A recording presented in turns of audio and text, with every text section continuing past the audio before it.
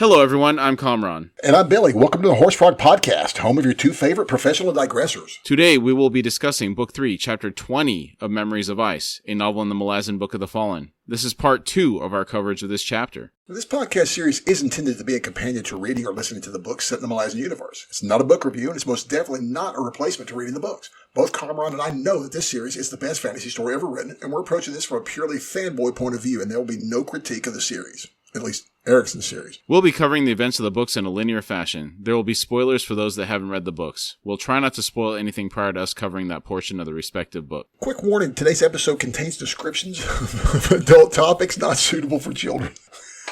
I love that's vague, nice. That covers them, some descriptions of adult topics. Yep. Our show is listener supported. If you'd like to support us, we'd really appreciate it. You can do so by visiting our Patreon link on our website at horsefrogproductions.com. Currently, we're posting ad-free episodes on Patreon weekly. Also, we'd really like to hear from you. We really do mean that. So send any feedback or comments that you have to contact@horsefrogproductions.com. All right, Chapter 20, Part 2. Ikovian slowly scanned the landscape. Apart from the cordon encircling the base of the hill, the two foreign armies were nowhere to be seen. There would be no blustery display of strength to intimidate the city's representatives, a generous gesture that might well be lost on the priests, which was unfortunate indeed, since Wrath Hood, Wrathburn, and Wrath Shadowthrone were in serious need of humbling. Fly-bitten and winded would have to do. That's certainly an appealing visual with those three. Yes. Oh my, yes. Any of the Wrath Council, in my opinion, but yes. Ikovian cast an appraising glance at the Malazan guards. Their weapons, he noted, were superbly crafted, if a little worn. The repairs and mending on their armor had been done in the field. This was an army a long way from home, a long way from resupply annexes. Dark-skinned faces beneath battered helms studied him in return, expressionless, perhaps curious that he had remained here, with only a silent Gidrath carriage driver for company. He thought, I am garbed as an officer, misleading details now. He drew off his gauntlets, reached up and removed the brooch denoting his rank, let it drop to the ground. He pulled free the gray sash tied about his waist and threw it to one side. Finally, he unstrapped his visored helm. The soldier closest to him stepped forward then. Ikovian nodded and said, I am amenable to an exchange, sir. In broken Daru, the man said, it would hardly be fair. Ikovian said, forgive me if I disagree. The silver inlay and gold crest may well suggest an ornamental function to my war helm, but I assure you, the bronze and iron banding are of the highest quality, as are the cheek guards and the webbing. Its weight is but a fraction more than the one you presently bear. The soldier was silent for a long moment, then he slowly unstrapped his camailed helm and said, When you change your mind, Ikovian interrupted, I shall not. The soldier said, Yes, only I was saying, when you change your mind, seek me out and not a single harsh thought to the return. I am named Azra Jail, 11th Squad, 5th Cohort, the 3rd Company of Marines in One Arm's host. Ikovian said, I am Ikovian, once a soldier of the Grey Swords. They made the exchange. Ikovian studied the helm in his hands, then said, solidly fashioned, I am pleased. Jail said, Aaron steel, sir, hasn't needed hammering out once, so the metal's sound. The camail's nappin', yet to see a sword cut. Ikovian said, excellent, I am enriched by the exchange and so humbled. The soldier said nothing. Ikovian looked up to the summit and asked, would they be offended, do you think, if I approached? I'll not venture an opinion, of course, but I would hear. Jail seemed to be struggling against some strong emotion, but he shook his head and said, they would be honored by your presence, sir. Ikovian half smiled. He said, I think not. Besides, I'd rather they did not notice, if truth be told. Jail advised, swing round the hill then. Come up from behind, sir. Ikovian said, good idea. Thank you, sir. I will. And thank you as well for this fine helm. Jail simply nodded. Ikovian strode through the cordon, the soldiers to either side stepping back a measured pace to let him pass, then saluting as he did so. Ikovian thought, misplaced courtesy, but appreciated nonetheless. He made his way to the hill's opposite side. The position revealed to him the two encamped armies to the west. Neither one was large, but both had been professionally established, the Malazan forces marked by 4 distinct but connected fortlets created by mounded ridges and steep-sided ditches. Raised trackways linked them. He thought, I am impressed by these foreigners, and I must now conclude that Bruchalion was right. Could we have held, these would have proved more than a match to Septarch Kulpath's numerically superior forces. They would have broken the siege, if we but could have held. He began the ascent, the Malazan helm tucked under his left arm. The wind was fierce near the summit, driving the insects away. Reaching the crest, Ikovian paused. The sun tarp on its poles was 15 paces directly ahead. On this, the backside of the formal meeting place set a row of water casks and ornate crates bearing the sigil of the Trigal Trade Guild, well recognizable as the traders had first become established in Ellengarth, Itkovian's homeland. Eyes resting on that sigil, he felt proud on their behalf for their evident success. I still wonder at where they find all these powerful mages to do their work. You mean particularly the trade guild, or just in general? No, the Trigal Trade Guild. Okay. I'm assuming these fellas have some kind of recruitment mechanism in place. You know, they're looking for people that, well, they look for all kinds of different people. But there's got to be, is there someone with a desperation meter that they get some pretty rough folks. I love when we kind of finally meet them, but there's got to be some way these guys, unlike you, there's a way there got to be a recruitment mechanism of some sort, like they've got a guy that becomes aware of some kind of blips. I got no idea, but senses a disturbance in the force or something. I don't know. The mages are really powerful. At the end of the chapter, the next section, not this week, but the next section, they go into that a little bit. Something's revealed there that's really impressive, but not jumping too far ahead. Okay. I don't know how you find these mages. They're not just out willy-nilly hanging around. And if they are known, then I imagine big empires would come and try and get them to work for them. Yeah, I agree with that, because I think for most of these people, some folks, some powerful magic users might want to keep themselves hidden for some reasons in case somebody's trying to come and take them. So yes, hiding your abilities would be very, so yeah, it's maybe that's someone's just special abilities, finding people. Have a headhunter. Sounds like the Claw. Yeah. Also, this little bit of backstory with the Trigal Trade Guild is something that changed my perception of them. I had assumed they were relatively new, but it sounds like they've been around a decent amount of time. I guess they're just new to Darujistan, or that area. Yeah, I kind of thought Krupp and gang had somehow cobbled this together for some reason. Yeah, but it sounds like he's just helping them gain a foothold in Darujistan now, doesn't it? Yeah, because they started from Elengarth. Yeah, I imagine it's been a while since Itkovian was there, because it's from his youth. He's probably been with the Grey Swords for quite a while. Yeah, so I'm like you, this implies a longer running business here. Yeah.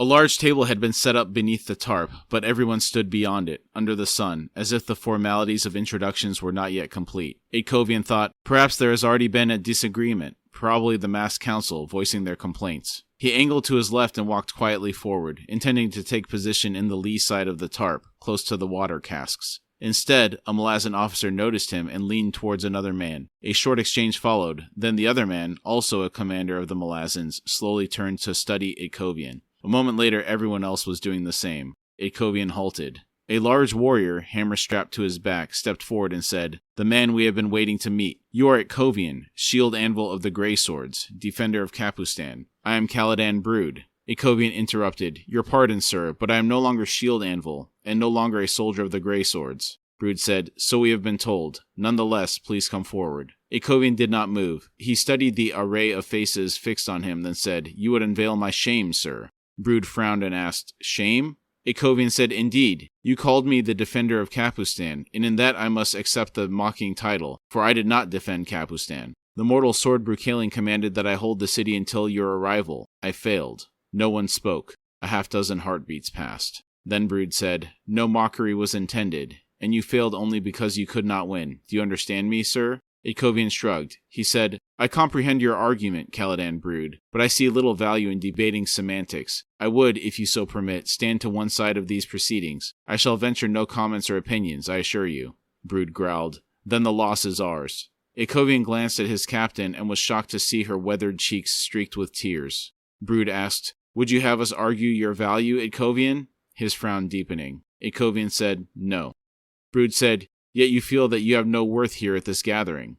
Itkovian said, "It may be that I am not yet done, sir, but such responsibilities that I must one day embrace are mine to bear, and thus must be borne alone. I lead no one, and so have no role in those discussions that are to be undertaken here. I would only listen. It is true that you have no cause to be generous." Brood interrupted again. "Please, enough. You are welcome, Itkovian." Itkovian said, "Thank you." How do you feel about the way Itkovian's behaving here? I don't really know. He's just so daggum humble, and I don't really take it like I see someone was kind of like, brooding them. I understand they're not meaning any offense. I don't really know how I feel about this. I apparently missed something in this, and I understand why he doesn't want people looking at him all this time because in his mind, I know he feels like he's failed, even though, because he's failed his commission. I mean, if you want to be technical, I like that he sees no room for excuse. It's like, I failed it, so therefore he's failed. I don't know how to feel about that, dude. I find the dichotomy between Ikovian's feelings on his performance in the defense of Kapustan and the perceptions that the others have of him and his performance interesting. I understand how he can feel this way. It's not uncommon for high performers to nitpick their performance and find all the flaws in everything they did, while other people look at it and they're like, wow, you did really good. They're saying, no, I failed here. I did this wrong. I did that wrong. You know, they're analyzing everything that they did because he was the tactician. Yeah. So in that aspect, I can see his perspective. At the same time, they had the tunnels. They saved the citizens of Kapustan. And even though he did lose all his forces, I mean, Brood's right. It's an overwhelming situation. So I see both sides here. Yeah, I get you. I understand. Like I said, I can just have a hard time with him. It's like I don't feel one way or the, and all. When it's, you know, I have a hard time saying how I really feel about it because I'm just kind of, I guess I'm just kind of waiting to see what's going to go on with the rest of the meeting. Okay. As if in silent agreement, the dignitaries ended their immobility and approached the large wooden table. The priests of the masked council sat themselves down at one end. Humbraltar, Hitan, and Kafal took positions behind the chairs closest to them, making it clear that they would stand during the proceedings. Gruntle and Stani sat opposite each other near the middle, the Grey Sword's new shield anvil beside the latter. Caladan Brood and the two Malazan commanders, one of them Ikovian now saw, one-armed, sat down at the end opposite the priests. A tall, gray-haired warrior in full-length chains stood 2 paces behind Brood, on his left. A Malazan standard-bearer hovered behind his commanders to the right. That is one heck of a stacked group right there. Talk about convergence. So many forces are represented here. It's a shame that we don't have somebody that we can focus our enmity on at this precise moment, because this is a pretty strong group. Well, Kalor always does his best. Oh, yeah. Kalor's got to be something, though. Yeah. We are missing Tistandi representation, as well as Talani mass representation from this group. So it could be more. Yes, this is true. A lot more. Cups were filled from a jug of watered wine, yet even before the task had been completed for everyone present, Wrath Hood was speaking. He said, a more civilized location for this historic gathering would have been at the Thrall, the palace from which the rulers of Kapustan govern. Stani drawled, now that the prince is dead, you mean. The place has no floor, in case you forgot, priest. Gruntle said, you could call that a structural metaphor, couldn't you? Stani said, you might, being an idiot. Wrath Hood tried again. He said, as I was saying... Stani interrupted. You weren't saying, you were posturing. Why Stani is inserting herself into this is beyond me. The fact that she was even allowed near this meeting is baffling. Like, what is she doing there? She doesn't have any say in anything. Yeah, it blows me away too, because, I mean, compared to everyone here, she has no skin in this game. I mean, her boss does, but she's just a guard. She's not even a soldier. Or is she a worshiper? Yeah, she's not... with Gruntle, because she's not his follower. So Caruli's there. She's his follower, but Caruli can speak for himself. So what is going on? Yeah. It's so strange to me. We just needed a goad. Yeah.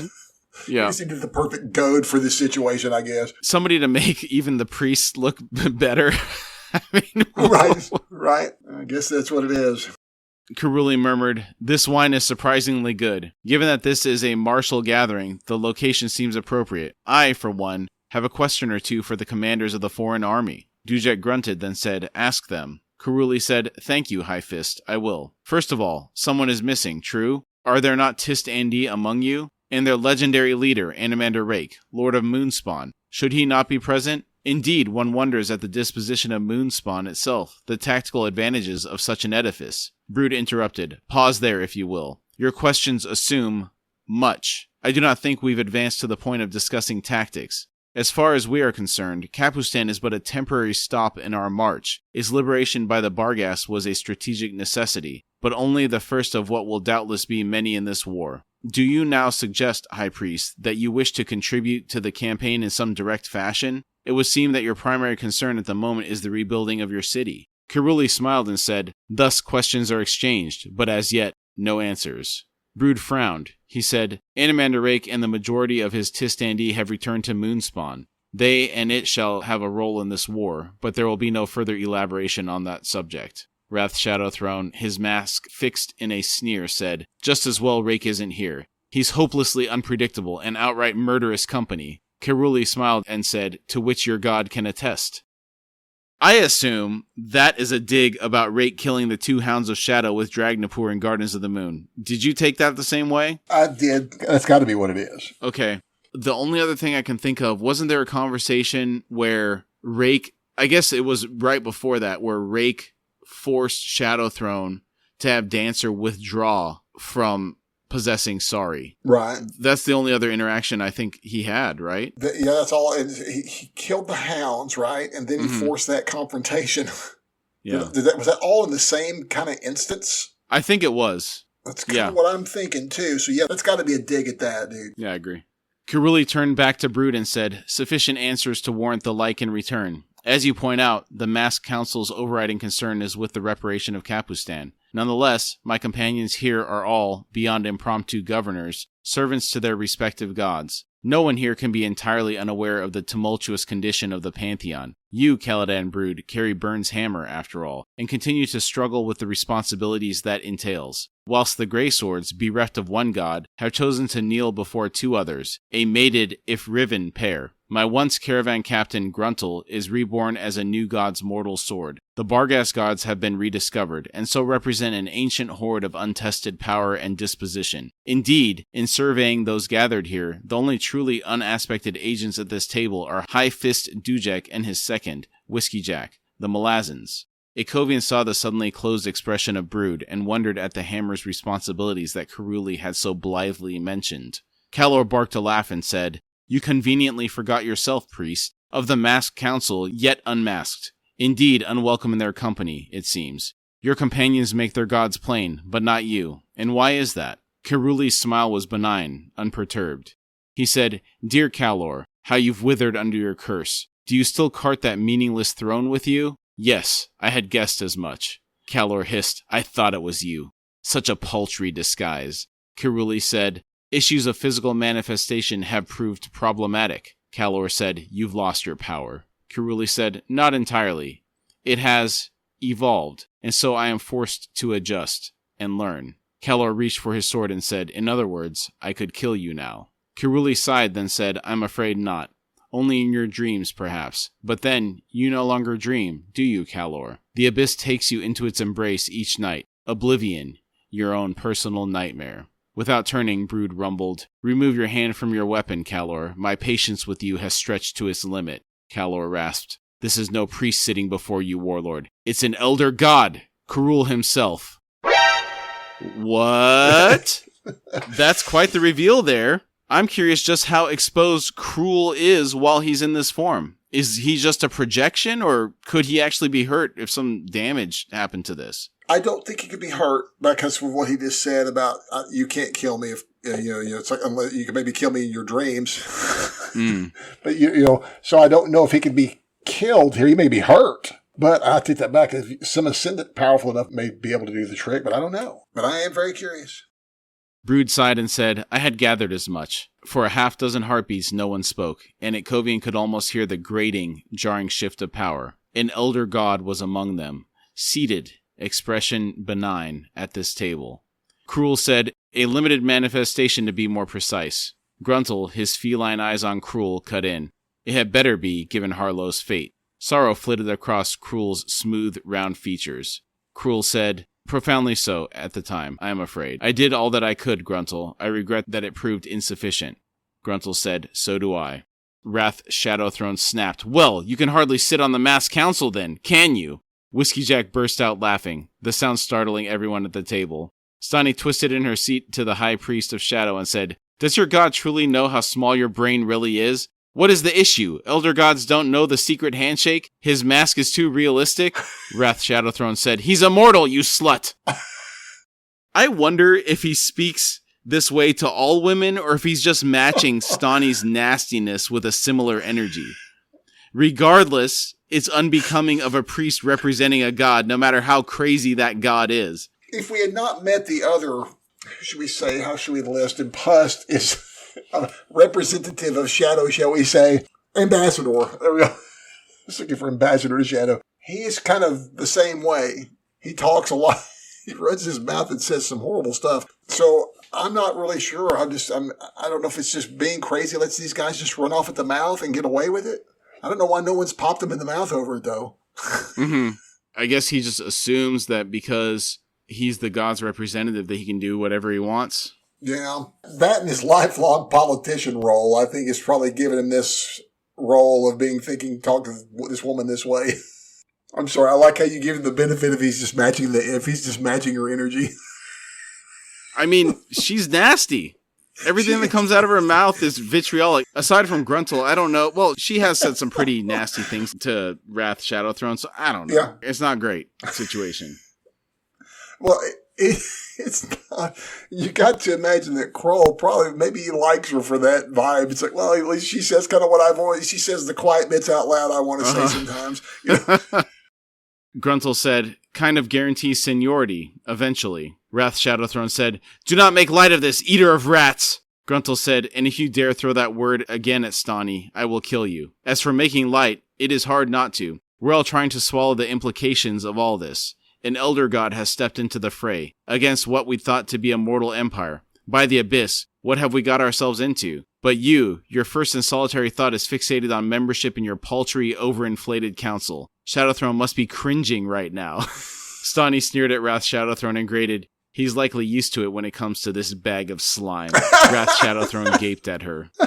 Brood said, let's get back to the task before us. Your words are accepted, Cruel. The Panyan Daemon concerns all of us. As gods and priests, no doubt you can find your own roles in countering whatever threats are manifesting against the Pantheon and the Warrens. Though we both know that the source of those threats is not directly associated with the Panyan Seer. My point is, we are here to discuss the organization of the forces that will now march with us south of the river, into the heart of the Daemon. Mundane considerations, but essential nonetheless. Cruel said, accepted, then added, provisionally. Brood asked, why provisionally? Cruel said, I anticipate a few masks coming off in these proceedings, Warlord. Humbrol Tar cleared his throat, then growled, the course is simple enough. Kafal.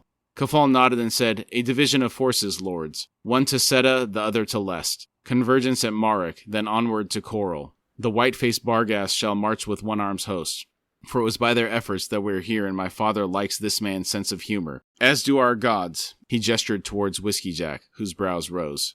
Is there anyone Whiskey Jack can't win over, aside from Lysine? Dude, 5 minutes alone with Lysine, and she'd be loving this fellow too. She might still try to kill him for political reasons, but she'd still be liking this old boy. Yeah, maybe she regretfully likes him, but it's a matter of necessity that she keeps trying to get rid of him. Yes. No hard feelings. You're a swell guy, Whiskey Jack. I just can't have your... Or maybe she's like Stani. Maybe she's got Stani's attitude. Who knows? We've met her twice, and it was very short. Or 3 times. Yeah. 3 times. They were all pretty short conversations. Yeah, they are very, very short conversations. Kafal went on. It is further advisable that the Grey Swords, now recruiting from the Teniscari, be in the other army, for the White Faces will not abide said recruits. Norul spoke. Agreeable, assuming Caladan Brood and his disparate forces can stomach our presence. Brood asked, can you truly find anything worthwhile in such creatures? Norul said, we are all worthwhile, sir. Once we assume the burden of forgiveness and the effort of absolution. I had that actually highlighted. Don't know why, I just like that quote. Yeah, she's got some real bangers in this section. She does. Yeah. She does, man. That's a really good... Yeah, I have had that highlighted since my first read, however long ago that was. She looked over then and met Ikovian's eyes. Ikovian thought, and this is my lesson? Then why am I both proud and pained by her words? No, not her words precisely. Her faith. A faith that, to my sorrow, I have lost. This is envy you feel, sir. Discard it. After a moment, Brood said, we shall manage then. Dujek sighed and reached for his cup of wine. He said, so resolved. Easier than you'd imagined, Brood, wouldn't you say? Brood bared his teeth in a satisfied, if hard grin, then said, aye. We're all riding the same track. Good. Rathburn, eyes on Brood, said, time to proceed then to other issues. You are the one who was gifted the hammer, the focus of Burn's power. To you was entrusted the task of awakening her at the time of her greatest need. Brood's grin grew feral. He said, and so destroy every civilization on this world, aye. No doubt you judge her need as sufficiently pressing, High Priestess. Rathburn snapped, and you dare not? You have deceived her. Wow, this priestess is advocating for the death of so many people. What a closed-minded way to view the situation. Well, I'm curious in a way. though, is that her whole role? I mean, is that what the hammer's for? Is to awaken her and awaken her only? I believe so. I don't know what this implies. And if that's the case, well, then if he awakens her, then she's going to destroy all of civilization. Pretty much. So there must be a need for that at some point, for a cleansing to happen. I'm curious. These are ones I don't really understand either sometimes. I'm like, I don't know if this is closed-minded or if this is what they are, the burn worshippers, a bunch of nihilists, a bunch of eco-terrorists, you know. Mm-hmm. They think, well, they want the world to end so we can just start off at ground zero again. I mean, I don't know. They're like some doomsday cult. They could be. For all I know. I think she knows that Burn's sick, and she wants that resolved. That's ultimately all she cares about, regardless of any other ramifications of that. Yeah, but it's like a panic thing. Wake her up now so she can deal with it. Yeah. And be damned on the consequences kind of deal. Yeah, I understand her loyalty to Burn, but it seems like they're not really considering any other options. She's like, look, she's sick. Use the hammer. No consideration of, is there anything else we can do to solve this outside of destroying everything? Yeah. Outside of destroying creation. Okay, let's just go with that. Yeah.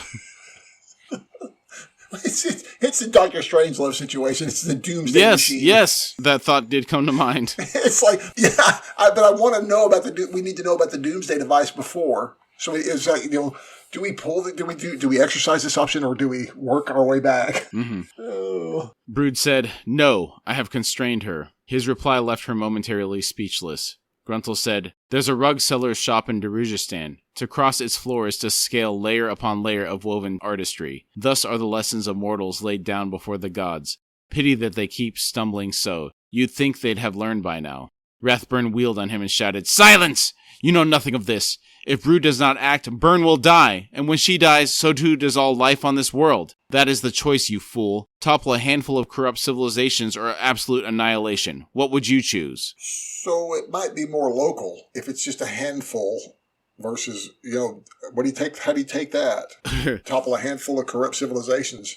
I think that it would be like nuclear winter. Okay. Basically, you'd have some survivors, but no organized civilization is going to survive. Right, yeah. And it's going to just wreak havoc on everything. I'm assuming the Warrens would be destroyed. Everything would be destroyed, probably, in that kind of scenario, too. I don't know if the Warrens would be destroyed, but pretty much every building would be destroyed, probably. And I'm assuming it's mega high casualty rates for what was going to happen. Oh, yeah.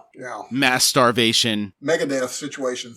Gruntle said, "Well, since you're asking," Rathburn interrupted, "I withdraw the question. For you are clearly as insane as the warlord here. Caladan Brood, you must yield the hammer. To me, here and now. In the name of Burn, the sleeping goddess, I demand it."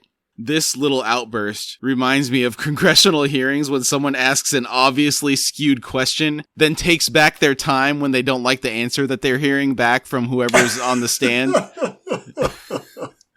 Did you get that feeling from that? Yeah. Well, any of these Wrath characters, because they're all, like I said, they're all a bunch of greasy politicians before they're a priest, I think. So yes, very much like that. I bet he just watched C-SPAN for a month to get inspiration for these characters. Right? Oh, yeah. Absolutely. That's too funny, man.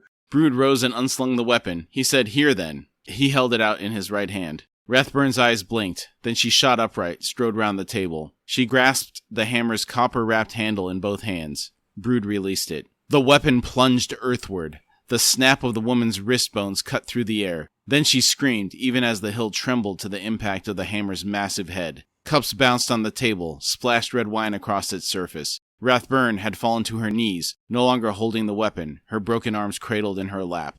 This really surprised me. Just how strong is Caladan Brood? That's incredible. Yeah, it is. And this is a very core the broken arm scenario with the Rathburn is always is a very core memory. And yeah, I'm like you. I don't know that the strength to carry something that just would break a common, normally strength to person's arms is wild, dude. Another thing that kind of weird is it kind of adds, and I had not thought about it till just this precise moment.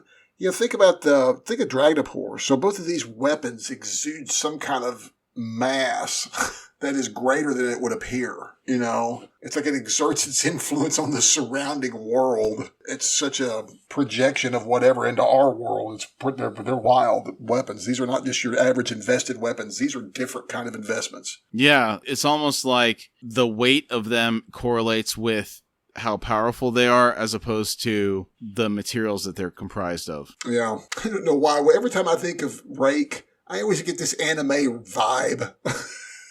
With Rake, really? Where it's just like, it's so powerful. I don't know what it is. It's not him, it's the power. You know how I love anime always goes way over the top with their power levels. Yep. That's one thing I always love. So it's just like one of those things where I can just feel the power. Just like when they're walking along, they're impacting the environment with their power. It's like, that's just, they can't help it. It's just kind of like, it's just, sorry. Mm-hmm. Like, remember every time Rake showed up in Darujistan, it's like, it was like, he's hard on the foundations. He's making the house creak. Yes. So it's like, wow, these guys, man, what's up with this? They exert this weird pressure. They're so strong. They cannot contain it. It's just, they're so powerful, dude. Would you call it aura? Yeah, I guess so. I guess it is an aura. Yeah. Dujek, eyes on Brood, who looked down on Rathburn with a dispassionate regard, said, Artanthos, find us a healer. A good one. Artanthos headed off. Brood addressed the High Priestess. He said, the difference between you and your goddess woman is faith. A simple thing, after all. You see only two options open to me. Indeed, so did the sleeping goddess, at first. She gave to me the weapon, and gave to me the freedom to choose. It has taken a long while for me to understand what else she gave to me. I have withheld acting, withheld making that choice, and thought myself a coward. Perhaps I still am, yet a small measure of wisdom has finally lodged itself in my head. Karul said, Burn's faith, that you would find a third choice. Brood said, aye, her faith. Artanthos reappeared with another Malazan, but Brood held out a hand to halt them and said, no, I will heal her myself. She was not to know, after all. Karul murmured, too generous. She abandoned her goddess long ago, warlord. Brood said, no journey is too long, lowering himself to kneel before Rathburn. I like that one. I'll have to add that to my repertoire. Mm-hmm. It's really good. It is. And I really like Kroll. He seems to be, for an elder, he seems to be kind of sweet in certain aspects, you know? Well, Brood said that, though. I'm sorry, you're right. I meant Brood. I wasn't talking about Kroll. Okay. But I like Kroll, but I meant Brood, though. Yeah, Brood's, because we have not heard Brood say a whole lot. And when he talks, it's just been mostly about tactics and things like this. So for him to kind of give a bit of hope, this woman could be, brought back she could be brought back to Burn kind of deal. I like that. Yeah. A Kovian had last seen Hydenul unveiled by Destriant Carnidus, and that fraught with the infection poisoning the Warrens. What he saw now was clean, unaffected, and appallingly powerful. Krul rose suddenly, looked around. Rathburn gasped. Krul's odd actions drew at Kovian's attention, and he followed Krul's gaze, to see that another group had arrived on the hilltop, standing at a distance to the right of the tarp. Captain Perrin was the only one among the four newcomers that Kovian recognized, and he was not the man at whom Kroll was looking. A dark-skinned, tall and lean man, faintly smiling, was watching the proceedings from the back of the group, focused, it seemed, on Brood. After a moment, some instinct made him glance at Kroll. The man answered the Elder God's rapt attention with a slight, strangely uneven shrug, as if some invisible weight burdened his left shoulder. Kovian heard Kroll sigh. I thought that was an interesting interaction. Obviously, Kroll can see Talamandus, but what are they communicating to each other there? I can't even begin to ask that. I don't even know what they would be communicating to each other. Do you think Kroll is relieved that they found a way to use the Warrens and fight off the infection? Is that why he sighed? Maybe. I don't know. Like I say, I got no idea. That's... Okay. Rathburn and Brood rose together then. Her bones had been knitted. No swelling or bruising marred her bared forearms. She stood as if in shock, leaning against the warlord. Calor demanded, "What is this?" That Warren bore no sign of poison. Kroll smiled and said, "Indeed, it seems the illness has been pushed back from this location. Temporary, yet sufficient. Perhaps this is another lesson in the powers of faith, which I shall endeavor to heed." Kovian's eyes narrowed. He thought, he speaks with two meanings. One, for us, a deeper second meaning for that man standing over there. Do you think Talamandus helped protect Brood using Hood's help here? Is that what the temporary illness being pushed back from this location that statement means? Yeah, that would be the only thing I could think of, unless his hammer provides that protection. I don't think so. Because the hammer's with him all the time. It wouldn't be temporary. Yeah. And Byrne is affected herself. Yeah, and Byrne herself is affected by the taint. So, yeah, I'm going to assume it's Talamandas and Hood. Mm-hmm. A moment later, the large, heavy-set woman standing beside Captain Perrin approached the table. Seeing her, Callor backed off a step. "Careless dropping your hammer like that," she drawled to Brood, who spun at her words. Brood said, "Silver Fox, we'd wondered if we would see you again." Silver Fox said, "Yet you sent Corlat out to track me, Warlord." Brood said, "Only to ascertain your whereabouts and direction of travel. It appears she got lost, for she has yet to return."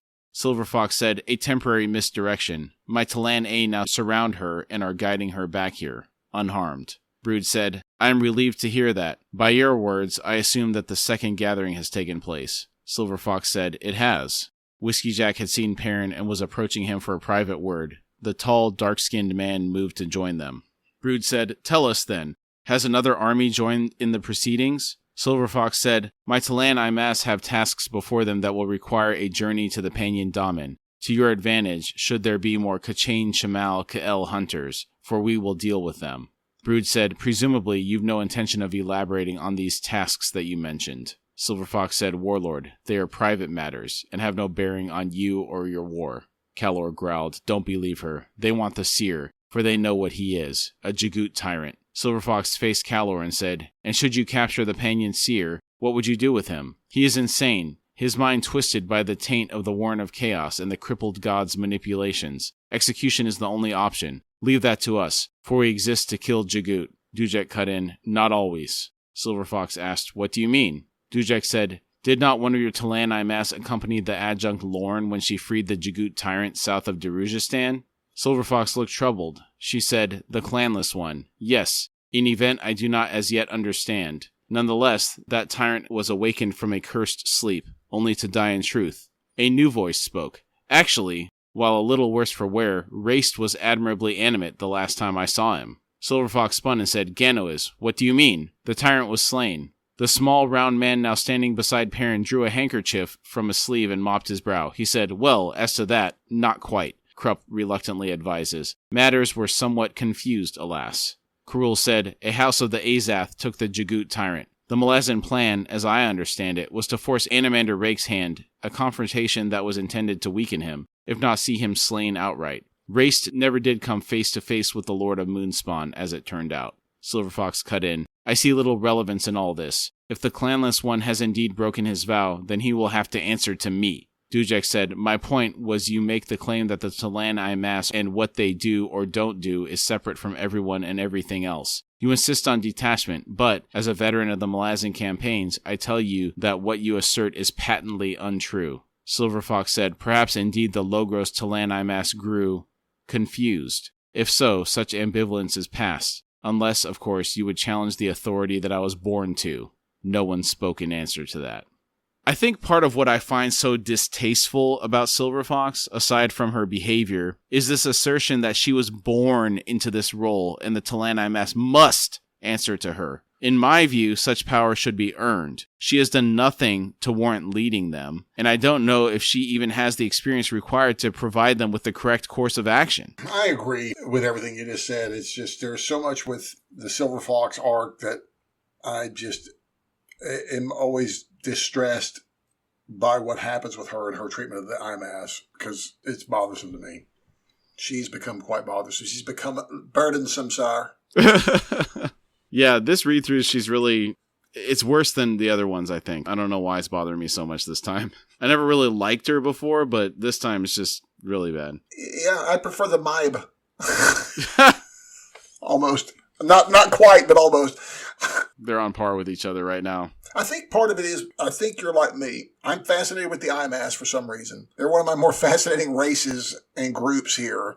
And talk about this ancient sadness and just like, please let us go. And she ain't letting them go. It just pisses me off. Yeah, it's not right. It's not. Particularly because it seems to be, from what we see right now, for selfish reasons. Yeah. That's how I feel. It's like this is purely personal.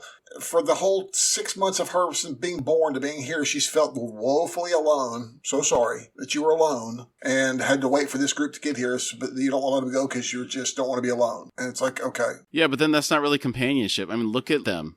They're skeletons. It's keeping slaves to have as your friends. Yeah. They have no choice in the matter. They're not choosing to be there. Almost. Yeah, that's a good caricature. Exactly. They don't have a choice. That's exactly right. So it makes me more sad and more angry because it makes me more sad for the IMAS and more angry at Silver Fox. Yeah.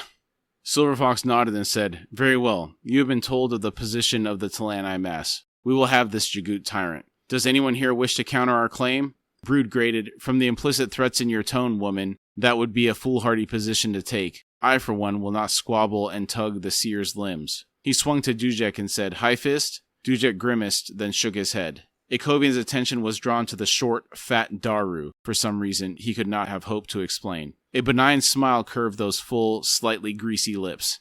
Akovian thought, "This is a most fell gathering of powers here. Yet why do I believe that the very epicenter of efficacy lies with this strange little man? He holds even Karul's regard, as would an admiring companion rest eyes upon a lifelong prodigy of sorts, perhaps. A prodigy whose talents have come to overwhelm his masters. But there is no envy in that regard, nor even pride, which always whispers of possessiveness, after all. No, the emotion is far more subtle and complex." I thought that was an interesting observation from Akovian. Does this help provide some of the context you've been looking for regarding what exactly Krupp is? Yeah, I think it does, because I don't think we'll have a clearer laid out definition of Krupp than what we've seen spelled out here. And I think it's quite interesting. I think this complex emotion, and I think it's love. I don't mean like an in love type deal, but just a love, like a mutual love, like a friendship love, like an admiration almost from Krull to Krupp. Is that's pretty wild to think about, isn't it? Yeah. Brood finally said, "We have matters of supply to discuss." The High Priestess still leaned on him. He now guided her back to her chair with surprising gentleness and spoke to her in low tones. She nodded in reply. And I thought, wow, what a guy. It appears that he is using this as a teachable moment for the priestess. Yeah. He could have just told her to GTFO after her behavior, and instead he takes this route. Very classy. Yeah, what a guy, dude. I agree wholeheartedly. Because it's absolute class. Takes the time to heal her wounds and then nurse her back spiritually, too, on top of it, dude. That's pretty cool. Kafal said, "The Barghast have come prepared. Your numbers are manageable." Dujek asked, "And the price?" Kafal grinned and said, "You'll find it palatable, more or less." Silver Fox strode away, as if she had said all she'd intended to say and had no interest in the mundane matters still needing discussion. Akovian noted that Perrin, his dark-skinned companion and Whiskey Jack, had already departed. Gruntle seemed to have begun dozing in his chair, oblivious of Stani's scowl opposite him.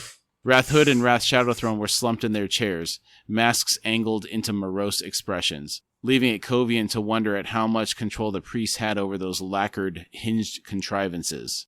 I love that Gruntle is asleep here. Do you think he sleeps 20 hours a day like a cat now? That would be funny if he did, but now that the fighting's over, I would assume so, because, man, that dude, I'm assuming, for some reason, I have it in my mind that he killed thousands alone. Mm-hmm. I know he killed hundreds by himself, but at least 1,000 by himself. It's like, so that's a lot of work, man. Yeah. He could sleep for 20 hours for a week or two. I'll catch no complaint from me on that. Do you think he has crepuscular tendencies as well now?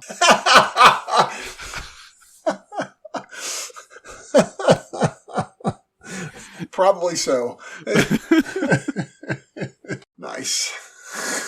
Narul sat motionless, her gaze fixed on Akovian with unveiled sorrow.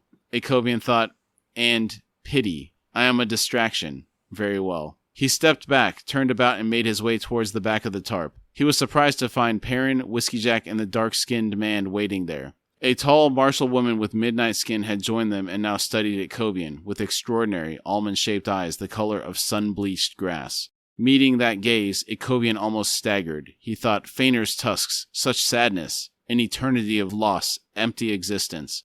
She broke the contact with a startled, then alarmed expression. Akovian thought, not for me, not for my embrace, not that. Some wounds can never be healed. Some memories should never be reawakened. Cast no light upon that darkness, sir. It is too much. I wonder if we get more context into this in the Carcanus trilogy. Like, what exactly is behind this sorrow? Is it more than being abandoned by Mother Dark and living so long without a purpose? That's a really great question. The kind of wild thing for me here is it's almost like when she met his gaze, she had to tear her gaze away or she was going to dump it on him. Like she could control it almost. Yeah. Is that what he does? I don't even know what that does. I don't even know what he does, but it's like he can't control it. And it's apparently if you're not strong enough, you don't control yourself, emptying yourself either, whatever that is. Mm-hmm. It's like looking at a vampire. He can get control. Oh. See me. Akovian came then to another realization. Fainur was gone, and with the god had vanished his protection. Akovian was vulnerable as he had never been before. Vulnerable to the world's pain, to its grief. Perrin said, Akovian, we were hoping that you'd come. This is my commander, Whiskey Jack, and Quick Ben of the Bridge Burners, and the Tistandia's Corlat, second to Animander Rake. We are pleased with your company, Akovian. Will you join us? Whiskey Jack said, I have a restless cask of Gredfallen ale in my tent. Akovian thought, my vow, but then said, a welcome invitation, sirs. I accept. Thank you, mistress. My deepest apologies, he added to Corlat. Corlat said, they are mine to make. I was unguarded and carelessly unmindful of all that you are. The three Malazans looked back and forth at the two of them, but none ventured a query or comment. Whiskey Jack finally said, allow me, setting off down the slope towards the host's camp. Quick Ben paced alongside Akovian. He said, well, it seems Silver Fox has surprised us all this day. Akovian said, I do not know her, sir, and so can make no observation as to her disposition. Quick Ben asked, you sensed nothing from her? Akovian said, I did not say that. Quick Ben flashed a white grin and said, true enough, you didn't. Akovian said, she has done a terrible wrong, sir, yet upon her shoulders it weighs nothing. The breath hissed between Quick Ben's teeth. He said, nothing? Are you certain? Hood's breath, that's not good. Not good at all. It is as I suspected. All she cares about is herself. She doesn't even feel bad for her treatment of the Talani mass. No, that's how I take it too. It's quite irksome. It just makes me angry. Mm-hmm. I had better hopes for her. It's Tattersail, dude. I keep wanting Tattersail to I want her to arise and I want her to be Tattersail. She ain't Tattersail. Tattersail's in there, but she ain't Tattersail. I keep forgetting. She's gone, dude. Yeah. She's gone. Tattersail's gone, man. Behind them, Perrin said, Night Chill. Quick Ben threw a glance over his shoulder and asked, you think? Perrin said, I know, wizard. And, to make matters worse, Night Chill is, a whole lot more than what we'd thought. Not just a high mage of the Empire. She's all hard edges. Her mate Bellardan was her balance. But of the Thelaman I sensed nothing. Quick Ben asked, and Tattersail? Perrin said, in the shadows, observing, but without much interest, it seems. Akovian murmured, a woman named Silver Fox was the subject, yet you speak of 3 others. Perrin said, sorry, all reborn within Silver Fox. It's a long story. Akovian nodded, then said, all perforce needing to live with one another, no matter how disparate their individual natures. Perrin sighed and said, aye, not surprising that there'd be a war of wills. Akovian said, there is no war within her. Perrin said, what? Akovian said, they walk in agreement, sir. She is calm within. That's why I'm saying, Tattersail's, she's not what she was, man. Yeah. If she's okay with what's going on here, then she's lost. She is. They reached level ground, approached the Malazan camp. Whiskey Jack and Corlat strode side by side and close, a half-dozen paces ahead. Quick Ben muttered, now that is the most surprising revelation this day. Perrin said, so far. Something tells me we're not done yet. A voice wheezed behind them. Gentlemen, a moment please, whilst Krupp's formidable yet sadly short legs propel self hastily into your company. The elaborate statement was sufficient to close the distance as the 3 men paused to permit Krupp's breathless arrival, upon which they resumed their walk. Krupp panted, Wind of Fortune, carrying to Krupp all your words. Quick Ben wryly muttered, how convenient, and no doubt you've a comment or 10 to make on the subject of Silver Fox. Krupp said, indeed. Krupp was witness, after all, to said dreadful gathering. Yet all alarm subsequent to said events has grown quiet within oneself, for truths have marched out from the darkness to prostrate themselves at Krupp's slippered feet. Quick Ben commented, that conjures up an image of you stumbling and falling flat on your face, Daru. Krupp said, carelessly constructed, Krupp allows. Yet none of you have ever seen Krupp dance. And dance he can, with breathtaking artistry and grace. Nay, he glides like an unbroken egg on a greased skillet. Stumble? Fall? Krupp? Never. Perrin reminded him, you'd mentioned truths. Krupp said, ah, yes, truths, squirming like puppies around Krupp, upon which he laid patting hand on each one and all in turn, as would any kindly master. The result? Krupp advises that all is well within Silver Fox. Be at ease. Be calmed. Leave. Perrin asks, was that a stumble? Krupp said, nonsense. Even linguistic confusion has value. Perrin asked, really? How so? Krupp said, the matter is too subtle for mere words, alas. We must not stray too far from the subject at hand, or foot, which was the matter of truths. Perrin said, squirming like puppies. Krupp said, indeed, Captain, like wolf puppies, to be more precise. The two Malazans stopped suddenly, followed a moment later by Ikovian, as Krupp's dreamlike, mesmerizing stream of words revealed sudden substance, as if swirling before a rock. Ikovian thought, a rock. One of Krupp's truths? These Malazans are used to this, or simply smarter than I. Perrin growled, out with it. Krupp said, out with what precisely, dear Captain? Krupp revels in sly ambiguity, after all, and so hoards his secrets as must any respectable hoarder of secrets. Must. Does the subject concern this honor-bound ex-mercenary who walks alongside us? Indirectly, yes. Or rather, the company he has so recently departed. Indirectly, Krupp utters once more. Two ancient gods, once mere spirits, the first to run with mortals, those Talan of flesh and blood of so long ago. The most ancient of companions, and their kin, who followed in kind, and run still with the Talan. Two wolf gods? Yes. Does anyone here not recall the bedtime story of their separation, their eternal search for one another? Of course, all of you do. Such a sorrowful story, the kind impressionable children never forget.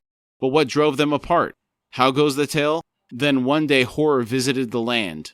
Horror from the dark sky, descending to shatter the world, and so the lovers were thrown apart, never again to embrace. And it goes on, blah blah, and so forth and forth which. Gentlemen, the horror was of course the fallen one's fateful descent. And whatever healing was demanded of the surviving powers proved a difficult, burdensome task. The elder gods did what they could, but understand, they were themselves younger than the two wolf gods, and, more significantly, they did not find ascendancy walking in step with humans, or those who would one day become humans, that is. Perrin snapped, stop, please! Real quick, to your question regarding the age of the elder gods in comparison to the others. Krupp just said the elder gods were younger than Tog and Fandere. Yeah, I caught that, dude. So that is wild, which would make sense, I guess, in this world where the beast would have arisen, and so they would have had their first heroes would have been beast or whatever, or their gods would have been beast gods before the humans came here, I guess, or before the mortals came here. Yeah, more primal forces. Yeah, very intriguing, though. I'm thoroughly intrigued by that fact, though. Yes.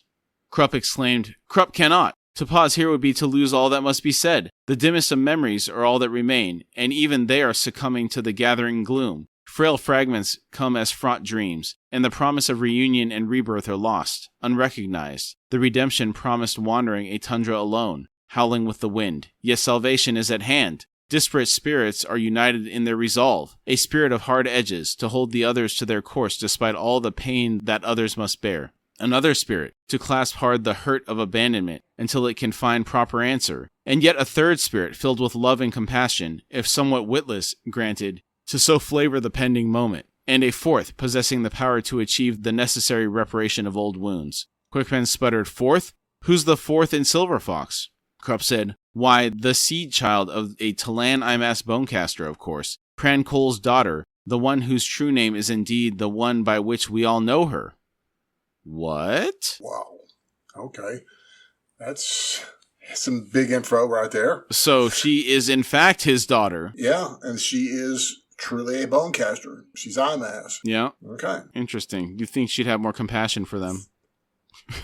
Right. Yeah, does that sound like a broken record at this point? Oh my word. I'm going to sound like a broken record until she leaves in my rearview mirror. You could have let him go. Yeah. It's like... Ikovian's gaze flicked past Krupp to see Corlat and Whiskey Jack 20 paces off, standing in front of a large tent, looking back at the group, no doubt curious, yet maintaining a respectful distance. Krupp continued, thus Krupp advises one and all, faith, patience, await what must be awaited. Perrin demanded, and you call that an explanation? Scowling as he spoke. Krupp said, the very paradigm of explication, dear friends, cogent, clear, if somewhat quaintly couched. Precision is a precise art. Poignancy is preeminent and precludes prevarication. Truths are no trivial thing, after all. Ikovian swung towards Whiskey Jack and Corlat and set off. Perrin called out, Ikovian? Ikovian replied over his shoulder, I was reminded of that Gredfallen ale. It has been years, yet I find the need suddenly overwhelming, sir. Perrin said, I concur, wait up. Krupp said, wait indeed, you three. What of Krupp's own prodigious thirst? Quickben said, by all means, quaintly quench it. Just do so somewhere else. Setting off in the wake of Ikovian and Perrin. Krupp said, oh ho, but is that not Whiskey Jack waving Krupp hence? Generous, kindly soldier, is Whiskey Jack. A moment, Krupp would catch up. All right, that's a good stopping point. We will finish out the chapter next week. For standout moments, I enjoyed the exchange of helmets between Ikovian and the Malazan soldier, Azra Jail. Dan, that was a really very touching scene for me for some reason, especially in the fact that Azra Jail seemed to be thinking, you're going to be coming back for this because this is a nice piece of equipment here. And Ikovian's like, no, this is really good. And it was very touching for some reason. Yeah. Seeing how Ikovian perceives his performance in the defense of Kapustan compared to the perception of the others at the parley. Yeah, that's kind of hard. It is hard to see. It's heartbreaking because I get where he's coming from. Like I said earlier, technically, he did fail the assignment, but there was no way he could have ever succeeded in the assignment. But like you said, he's a high-performing kind of fella. It doesn't matter. It still rubs him because it's still a failure. The revelation that Karuli is cruel in disguise. That's a big one. Just hanging out with you fellow mortals. Just got a elder god hanging out with you. Yeah, that's pretty crazy. And he's been with us since the beginning of the book, man. Uh-huh. Rathburn criticizing Brood for not using Byrne's hammer to awaken her. This was very interesting. First off, the fact that Brood yielded his hammer for her to try was very eye-opening and painful for that poor individual. But it's like, I'm just curious. So it's like, I just didn't realize he didn't even want to carry that thing. Well, it seems like a very heavy burden. Absolutely. Apparently. He may wear it like it's nothing, but it's heavy as heck. I imagine it'd be tiring. Yeah, but it's just like, my word, it's just like, here, you want it? Here you go. Yeah. It's just like, I love how casual that was. It's like, all right, sure. Ikovian setting aside his vow to Feiner and accepting the invitation to accompany Whiskey Jack and company for a drink. I like that. I finally kind of... Because he's always, this old fella, as much as we love it, Ikovian, he's one uptight individual. He is. It's like, he's been needing this drink for the whole book. It's like, get over there and have a drink with the fellas, man. You need it. Yes. Several. Have a good time. Have a good time. Uh-huh. Finding out that Silver Fox feels no guilt for her treatment of the Talani Mass. I'm not going to go into how much I dislike her again. Yeah. It'd be like the sixth time this episode alone. Yes. And I will reiterate, yes, it's because of my love for the IMAS that it's very distasteful that she won't release them. And I will just move along. Sure. Yeah. The fact that they are in alignment internally within Silver Fox is a bad sign. Oh, yeah. Yeah. That is a bad sign. And because, like I said, I was thinking that Tattersall is gone, but not only is she's there, but she's in agreement with this. That's not good. That's almost more disappointing. I'd rather her be gone. Yeah. And then finally finding out that Silver Fox is the name of Prankol's daughter, and she was the seed for the Silver Fox that we now know. Yeah, and this seems like I feel bad for the IMAS because they had some expectations. Not having to deal with this petulant teenage descendant. Bonecaster girl. I think that these guys are getting the short end of the stick on this one. Definitely. Yet again. All right, Billy, great job tonight. Hey, great episode, dude. You got any final thoughts before we drop off here? Just really forget how heavy this was on so much big info. We got big info and big dispositions and some broken arms from the Rathburn and the Hammer of Byrne. That's just core memory all the way around, man. Again, this is a great chapter. Yeah, definitely. All right, thanks, everybody. We'll see you next week. We'll see y'all next week. We thank you all for joining us today. Again, we'd really like to thank you for taking the time to be with us, and we've had a really great time talking about the topic today. If you would like to support our show, you can find us at HorseFrogProductions.com, where you can find our Patreon link. Depending on the platform you're listening from, it may also be in the episode description. And if you'd like to contact us through email, it's at contact@HorseFrogProductions.com.